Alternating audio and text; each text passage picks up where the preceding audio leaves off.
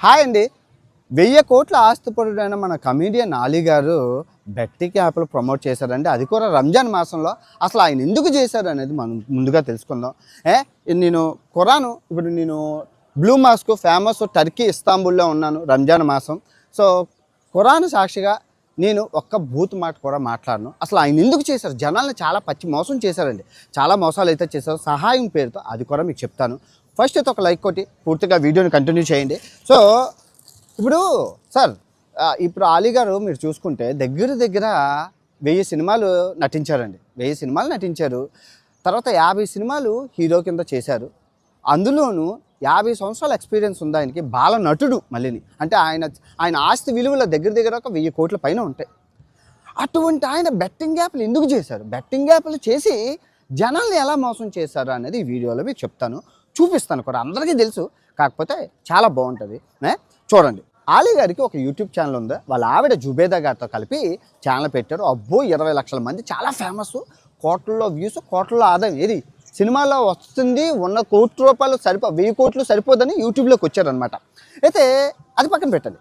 So ఒక మోసం చేశారు. దాన్ని బిర్యానీ మోసం అంటారండి. అసలు నాకు తెలిసి తెలుగులో ఇటువంటి మోసం ఎవరు చేసి ఉండదు.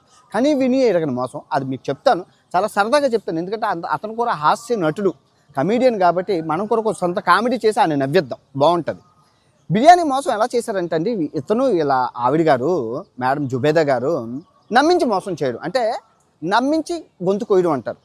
గొర్రె కషాయవును నమ్మినట్లు వాళ్ళు చేసిన మోసం ఎవరు కనిపెట్టలేదు. అందరూ తెలుసు, కానీ ఇప్పుడు నేను మీకు చెప్తాను చాలా ఫన్నీ వేలోని, జాగ్రత్తగా వినండి. ఈ బిర్యానీ మోసం ఏం చేశారంటే అండి, 15 కేజీలు జుబేదా గారు మార్కెట్కి వెళ్ళి 15 కేజీలు బిర్యానీ కొన్నారండి. 15 కేజీలు బియ్యం కలిపితే ₹3000. ఆ తర్వాత 20 కేజీలు చికెన్ కొన్నారండి. అది కలిపితే ₹3000. ఇంకా బిర్యానీ మసాలా దాని అంతా కలిపి 3000, మొత్తం కలిపితే 10,000 అండి ఖర్చు.